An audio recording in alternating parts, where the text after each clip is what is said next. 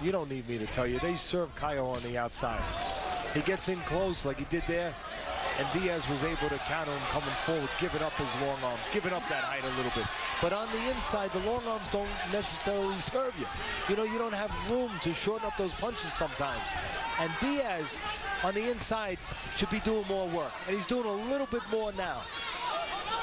We saw more of the short chopping right hands from Caio, it seemed, on those exchanges. I mean, look on the inside, the long arms. I mean, Caio doesn't do a bad job. And right there, he had a little distance, did a good job, but takes a little longer to get those long arms off. The shorter arm Diaz, well, he should be doing more work inside.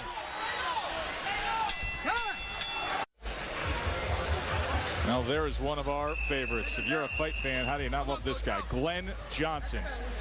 And he is going to get his opportunity against the unbeaten Chad Dawson on November 7th, the rematch.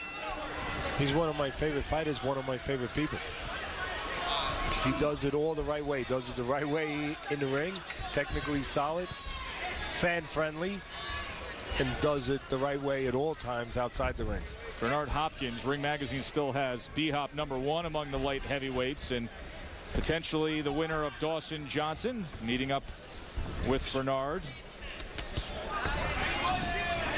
Most of Caio's fights, as you mentioned earlier, Joe, Dominican Republic, so we're finding out how well does he travel.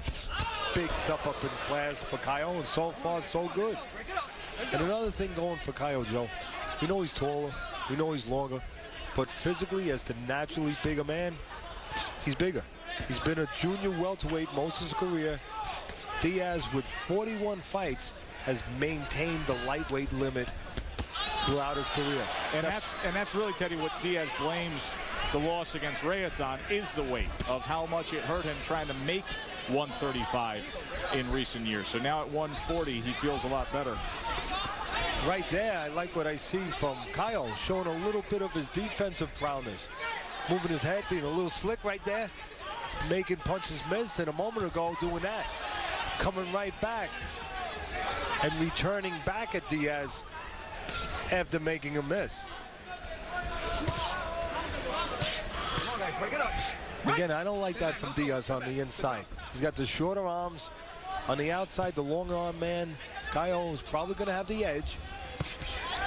Although that time, Diaz walked right in. No punches from Caio. Diaz walked in that front door.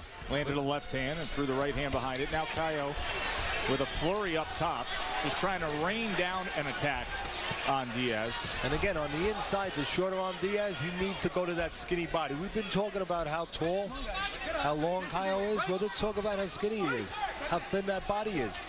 That can be a negative. We talked about the positive. Diaz needs to attack that negative. There's that tilt in. You see that, Joe? Yep. A little lean forward. A little lean forward from Diaz. And that can be dangerous. He jabs to the body. His upper body falls in. Boy, that can leave an opening for a right hand from Caio. You know what I'm saying? That work on the inside again. Exactly, Joe. You know what I'm saying right now? I'm just seeing the younger, undefeated man who has not learned how to lose yet. The confidence, the belief, the passion of that guy, the fire of that guy. I'm seeing him winning the round because of that. And that's Caio. That's a big intangible, and he has it. Seminole Hard Rock here in Hollywood, Florida, home to Friday Night Fights, as it has been numerous times through the years. We're going to actually have our season finale here at the Hard Rock on August 28th with two world title fights that night. Juan Urango and Randall Bailey should be an offensive showcase for the 140-pound IBF title, and then the IBF light heavyweight title, Tavares Cloud and Clinton Woods. That's August 28th on Friday Night Fights. You know, Joe, we talked about it during the first fight before we got to this interesting matchup. We talked about, obviously, everyone likes to get out of the gate well. But this fight was even more important. The start of this fight was even more important because you had a young guy, a young, untested Caio, who wasn't sure if he belonged yet. I mean, he's going to find out tonight. And you have Diaz, who knows he's belonged. He knows he's been there. And it was important for Diaz to get a fast start, not to allow Caio to find out he belongs. In other words, not to allow Caio's confidence to grow. And I'm getting the feeling that Caio's confidence has been allowed to grow. Let him go, let him go. It already started at a very high plateau. He's a confident young man, 22-0 from the Dominican Republic. He talks the talk, and he's been backing it up tonight. Very, very fast, very skilled, very confident. And Diaz is in a tough spot. This is going to be a stretch run that will determine a lot for both men. And again, sometimes all you have to do, and you see, they're just exchanging, nothing fancy here, but who gets the better of it? The younger, undefeated fighter. Not because he's better than Diaz, he believes he's better. That's it. Right now, at this point in his life, he believes he's a little better. And that's why it's so important in this mind game and in this physical game, in this sweet science. It's so important when you have an undefeated guy early on that you don't let him feel undefeated. You don't let him feel like he's going to be that special guy. Because if you jump on him early and you don't allow him to feel that, it becomes an easier fight. If you don't, the guy grows up right in front of you.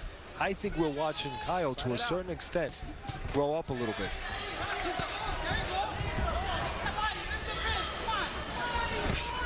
And he's being allowed to grow.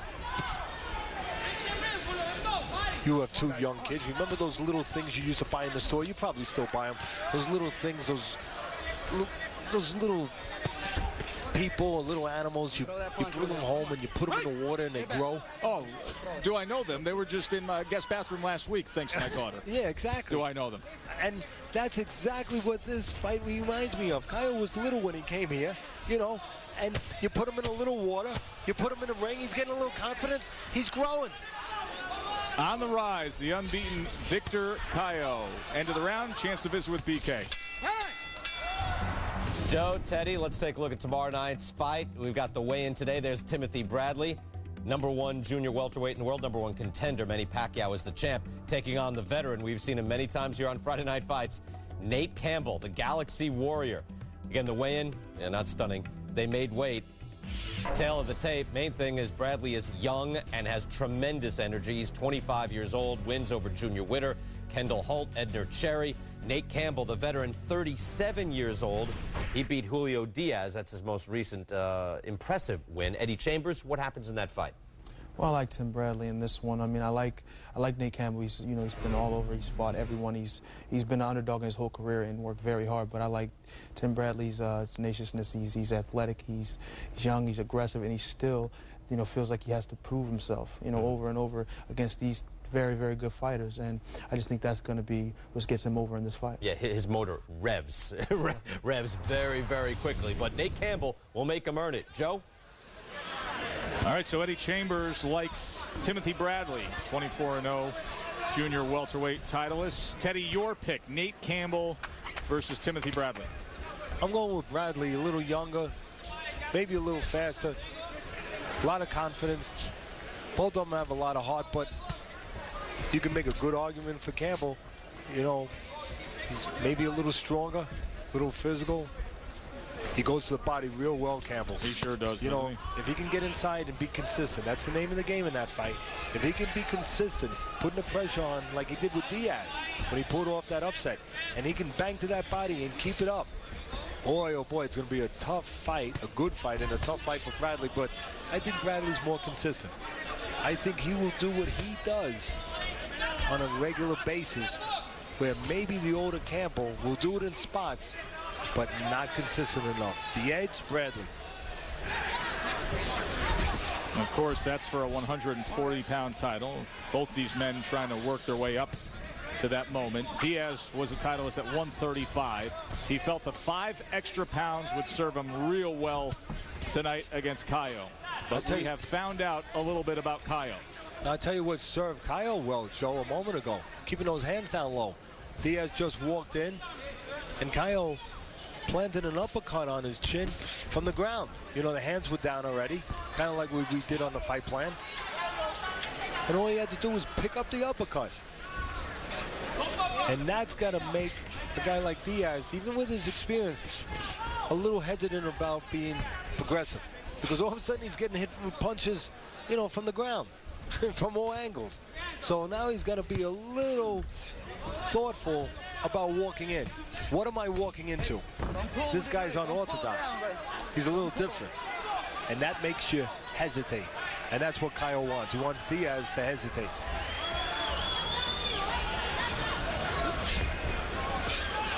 Again, you can't like that. Diaz gets inside. I think he's losing his fight. He gets inside. He's got the shorter arms. You should use those shorter arms inside. He allows himself to be smothered. And now the longer arm man starting to have his way, and that's Caio right there on the outside.